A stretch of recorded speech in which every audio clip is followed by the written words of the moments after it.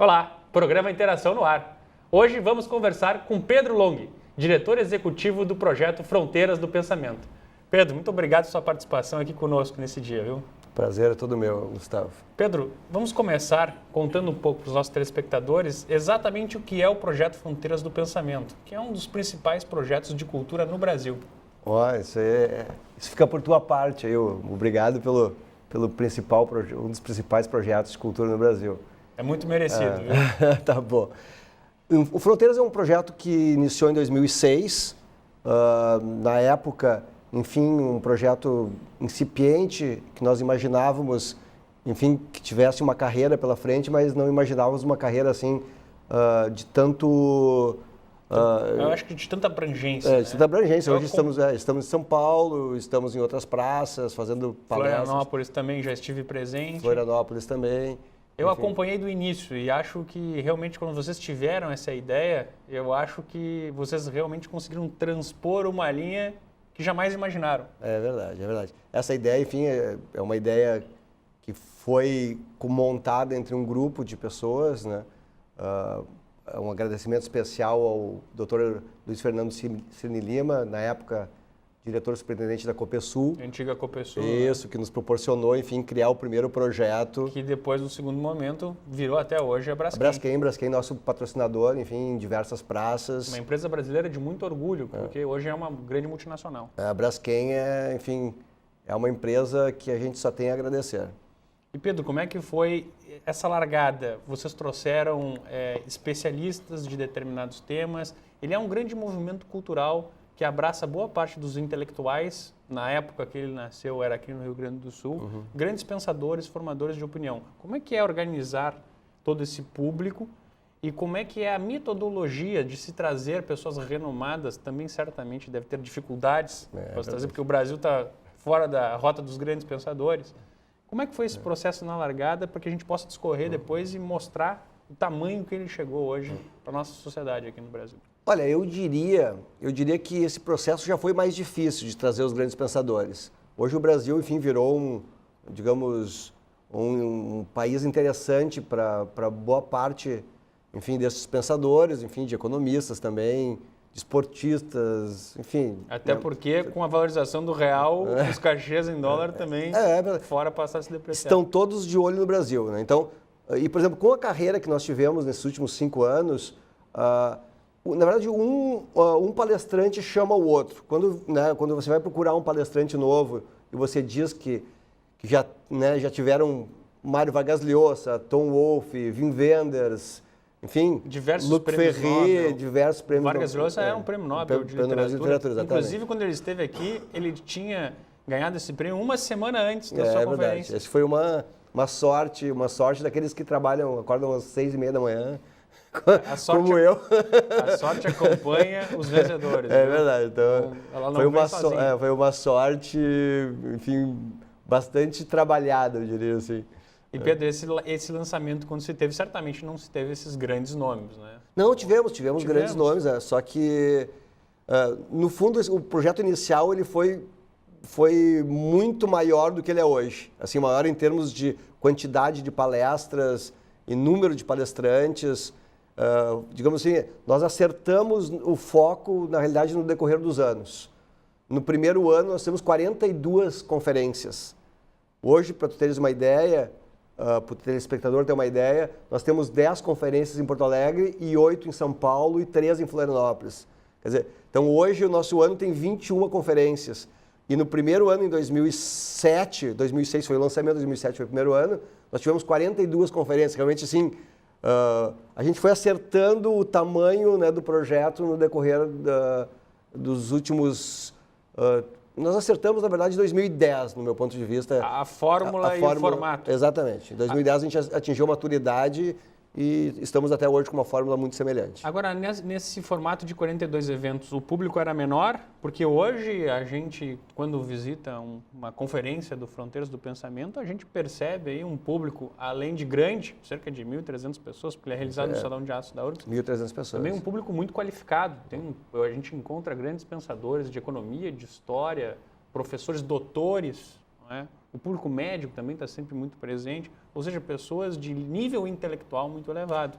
A nossa fórmula ela é interessante. Né? Das 1.300 pessoas que normalmente participam dos eventos, digamos, 3/4 dessas pessoas adquirem um passaporte anual. Né? Enfim, compram da primeira à última palestra, né? E essa outra parcela de um quarto do nosso público são convidados das empresas patrocinadoras. Então, esse 1/4, ele é um público móvel, ou seja, nem sempre é o mesmo. Então, te permite, enfim, cada patrocinador tem a sua política de convites. É uma ação de relacionamento que certamente eles fazem com os seus clientes. Então, nós temos quase 1.000 clientes, que a gente chama de alunos fixos durante o ano. É alunos porque se enxerga como um ciclo de altos estudos, não é isso? Ele é um curso de extensão universitária. Enfim, a Universidade Federal do Rio Grande do Sul, ela, enfim, certifica a quem cursou, né, o Fronteiras do Pensamento, acima de 75% de presença, você recebe o certificado de um curso de extensão universitária. E é interessantíssimo porque nós temos diversos universitários que nos assistem, porque nossa TV surgiu a partir da nossa querida Universidade Ubra, que é extremamente qualificada também e certamente tem muitos alunos que participam. Agora é importante saber, às vezes, talvez as pessoas até desconheçam esse fato de se ter essa certificação. Eu diria que é um dos pontos fortes do evento. A certificação, enfim, é importante para quem tem uma carreira acadêmica, né? É fundamental, eu diria, ter um currículo, digamos assim, assinado também com Fronteiras do Pensamento. Para nós é um prazer. Pedro, o Fronteiras está inserido num tema importantíssimo no Brasil, que volta e meia existe uma forte discussão, que é a questão da cultura. Como é que é para se colocar um projeto do tamanho, da extensão e da força do Fronteiras do Pensamento do ponto de vista financeiro? A gente sabe que o setor cultural existem diversas dificuldades, ou seja, só a parte privada, o investimento privado não seria suficiente para colocar esses projetos a serem realizados. Como é que funciona também as outras ferramentas? Existem leis de incentivo, o governo participa, do ponto de vista de esfera municipal, estadual, federal, como é que se compõe esse mix, essa miscigenação de entes participantes? Olha, Gustavo, eu diria assim, o ideal de um programa cultural, o ideal seria, enfim, ele próprio, com a sua receita de bilheteria, ele se manter. Esse seria o ideal de qualquer, enfim, programa cultural que se propõe a ser permanente, como é o caso do Fronteiras do Pensamento. Mas do tamanho do projeto, né, os custos de cachês realmente, né, custos vultuosos, passagens aéreas internacionais. Todas de primeira classe. Digamos, de classe executiva para cima. E que eu acho que é importante para entender, se uma passagem econômica Brasil-Paris, que nós temos uma série de pensadores, custe R$ 1.500, uma executiva a gente está falando de 5 mil, 6 mil? Não, estamos falando de 12 mil. 12 mil e uma primeira classe? De 25 mil, 29, dependendo como você compra. Se você compra muito perto do embarque, enfim, o valor vai, né? E cachês, para que entendam também, Pedro, que acho o quanto que a alta cultura custa, que a gente pode falar aí, porque eu, pelo menos, já acompanhei cachês de pessoas como Bill Clinton, grandes ex-presidentes, prêmios Nobel na faixa de $100 mil, $150 mil. Claro que você não pode abrir esses números, mas eu acho que em ordem de grandeza...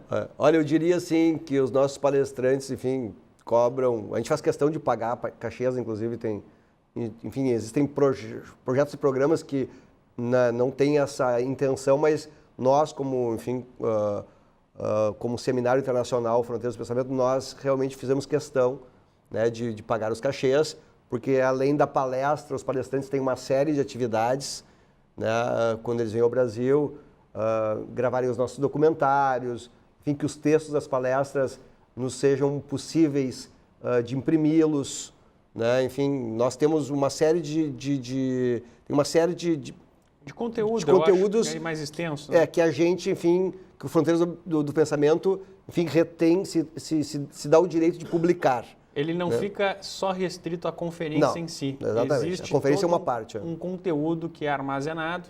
Exatamente. Provavelmente vocês têm um portal, né, que se disponibiliza isso. Livros que são impressos. Exatamente. Documentários. Nós temos 10 filmes de TV já. Sei que vocês têm também, depois gostaria que você falasse um pouco sobre esses 10 filmes de TV, mas também sei que vocês têm uma ligação também com o futuro, com os futuros conferencistas, ou seja, sim, as crianças, as escolas públicas, Puxa vida. que vocês contribuem disseminando esse conteúdo. Acho que o tempo vai ser curto, na verdade, o tempo do programa aí.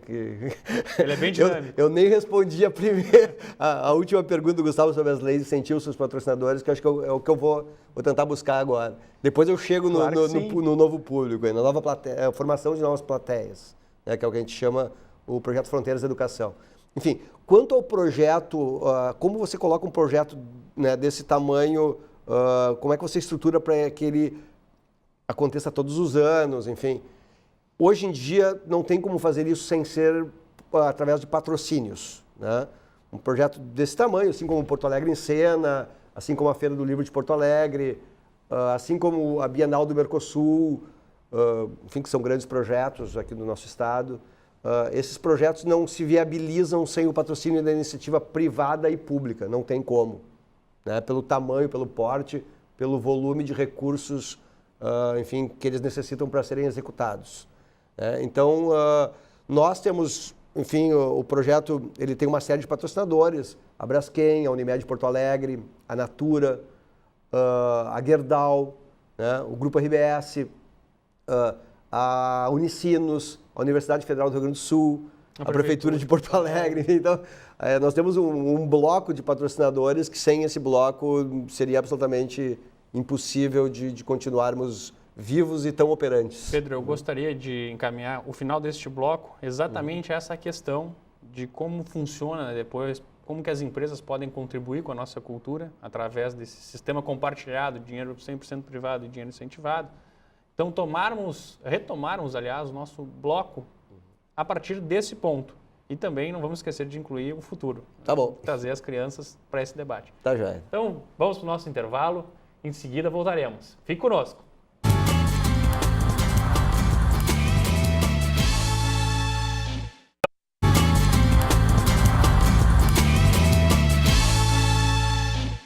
Estamos de volta. Nossa conversa é com Pedro Long, diretor executivo do projeto Fronteiras do Pensamento. Pedro, falávamos sobre a composição de colocar projetos culturais, você citou diversos, como a Bienal, como o Porto Alegre Ensina, a Feira do Livro, o próprio Fronteiras, nessa composição de patrocinadores, ou seja, entes privados, e os entes públicos, e de como é que funciona esse tipo de incentivo. As conhecidas Lei Rouanet, a nível federal, e, por exemplo, também a LIC a nível estadual. Não sei se contribui com esse processo, mas certamente para outros. Explica para a gente um pouco como é que é essa composição, como é que funciona e como as empresas podem participar através desse processo. Bom, a Lei de Incentivo Federal, a conhecida Lei Rouanet, é uma lei que trabalha com o imposto de renda de pessoas jurídicas e de pessoas físicas. Quem ocupa, enfim, no Estado, um negócio muito bacana com as pessoas físicas é o Teatro São Pedro, a dona Eva Soffer. É um belo trabalho. É um belo trabalho. Trabalho. Que no final, enfim, quando você for fazer a sua declaração de renda, você pode destinar 6% da sua declaração pessoa física para o Teatro São Pedro. Enfim, convido os telespectadores, enfim, para ajudar a dona Eva a terminar o multipalco. Enfim, é um fim muito nobre. É um espaço sensacional e que quem ganha é a sociedade, porque é ela que vai usufruir esse belíssimo espaço. E a Lei Rouanet para pessoas jurídicas, enfim, ela está vinculada a 4% do imposto de renda de empresas com lucro real, né? Enfim, esses 4%, para realmente eles serem significativos, as empresas elas têm que ser no mínimo de médio porte, porque é sobre o lucro, enfim, não é sobre o faturamento. E, enfim, empresas, nós temos aí no Rio Grande do Sul, digamos, boas 50 empresas para poderem... Com esse porte. Né, com esse porte poder contribuir para projetos, assim, contribuir, digamos... substancialmente para projetos. Mais ou menos entre 50 e 70 empresas, não passa muito disso. E na lei estadual? A lei estadual é uma lei do CMS, enfim, que o nosso secretário Assis Brasil está tão bem conduzindo nessa gestão. A LIC está, a conhecida LIC, ela está, enfim, tomando corpo novamente depois de 4 anos, assim, sob uma... enfim, ela não funcionou muito bem nos últimos 4 anos e o Assis Brasil, enfim, meus parabéns ao secretário pela essa nova condução da Lei de Incentivo à Cultura Estadual. Ela trabalha com abatimento de ICMS e é uma lei, enfim, muito respeitada, as empresas gostam muito da LIC e é uma lei um pouco mais difícil de você aprovar os projetos porque ela é uma lei que que ela depende da aprovação de um conselho de cultura, que são 24 pessoas, né, que julgam os projetos pertinentes, os não pertinentes. Enfim, é uma disputa você conseguir uma LIC, mas é uma disputa justa e que realmente o mercado espera, né? Então a LIC é uma lei que todos gostam de ter. Infelizmente o Fronteiras do Pensamento não trabalha com a LIC, né? Ainda não nos habilitamos a reunir essa documentação. Que existe certamente uma certa burocracia. É uma burocracia grande, mas enfim, necessária para que você concorra a projetos aprovados pelo governo estadual. Porque a lei de incentivo, na verdade, o governo, em todas as suas esferas, está abrindo mão de recursos por tributação, sim, que ele usaria para gerar na própria cultura, por exemplo, e acho que até é uma forma inteligente, porque ele passa para a iniciativa privada para que ela traga possibilidades, projetos, ideias, ela faça essa gestão e aí sim tenhamos projetos de qualidade. Eu diria mais do que isso, iniciativa privada e iniciativa pública.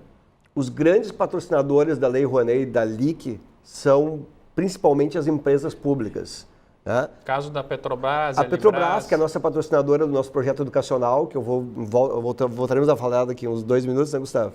Enfim, a Petrobras, um agradecimento à Petrobras, que já está há 3 anos conosco, espero que fique um bom tempo mais. Né? A Petrobras, os Correios, a Caixa Econômica Federal, Banco do Brasil, a Eletrobras, enfim, essas são grandes empresas nacionais que contribuem com a Lei Rouanet. Então essa é a dica para aqueles empreendedores culturais que têm a ideia de se levar um projeto adiante, procurem essas empresas, seus departamentos de marketing, departamentos de marketing cultural. Relações institucionais, né, também. Relações com o mercado, não é? Para justamente poder promover essas ideias e poder proporcionar essas ideias à sociedade. Eu acho que é a maior interessada. Poder absorver cultura. A cultura é cara. A cultura é cara. A cultura é cara. Não é tão fácil fazer cultura, não é tão barato fazer cultura. Mas Pedro, você já trouxe a questão da Petrobras como apoiadora desse módulo educacional. Vamos falar um pouco do Fronteirinhas. Sim, Fronteirinhas. Como se alimenta e o conteúdo que vocês dividem com as crianças, as escolas públicas principalmente. Qual é a riqueza que vocês conseguem agregar a essas pessoas? Bom, o Fronteirinhas, que a gente, enfim, ele é chamado assim carinhosamente, né? O nome do Fronteirinhas é Fronteiras da Educação. É um projeto criado junto com a Universidade Federal do Rio Grande do Sul, com a professora Sandra de Deus, com o reitor Alex, né? Nosso reitor que agora tomou posse novamente, né? Enfim, como mais um triênio aí na Universidade Federal. E além da Prefeitura e da Universidade Federal, a Prefeitura de Porto Alegre, né, através da secretária Cleci Jurac, da Secretaria de Educação do município, e da Petrobras. Enfim, esses 3 entes, essas 3 entidades, essas 3 instituições colaboram para que a gente faça esse projeto, que é um projeto educacional de formação de plateia, né, onde nós trabalhamos os temas do Fronteiras do Pensamento, como filosofia, direitos humanos, desenvolvimento sustentável, enfim, entre outros, para um público jovem de 13 a 17 anos.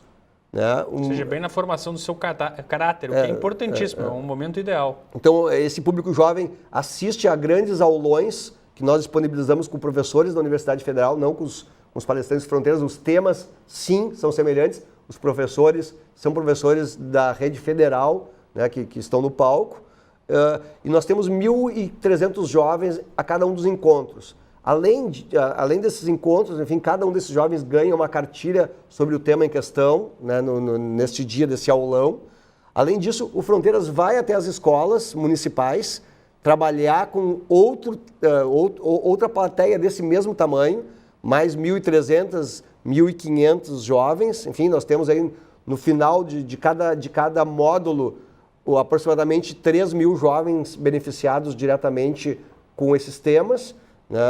Enfim, a gente então Fronteiras vai até as escolas e as escolas vão até o Fronteiras nesses grandes aulões com esses temas de filosofia, como eu falei, direitos humanos, desenvolvimento sustentável, ciência, literatura, enfim, nós já temos 13 temas que nós estamos trabalhando e o Brasil está de olho nisso, enfim, já nos convidaram para trabalhar isso em São Paulo, em Brasília, em Minas Gerais, e nós estamos criando, enfim, estrutura para poder aceitar esses convites de outros estados para levar o Fronteiras da Educação adiante. E esses jovens recebem essas outras plataformas, livros, vídeos, a plataforma digital que certamente vocês disponibilizam. Como é que eles acessam esse conteúdo além das aulas?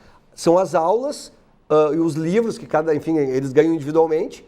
E depois, enfim, de um ano de atividades, nós traduzimos isso tudo em livros e cada escola pública recebe uma quantidade grande desses livros, né, já condensados num único volume.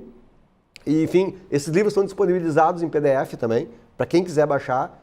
Existe muita consulta no site www.fronteiras.com. É só baixar e imprimir. Fronteiras do Pensamento não tem fronteiras, porque qualquer brasileiro no mundo, qualquer apreciador da língua portuguesa que compreenda possa emitir pode imprimir.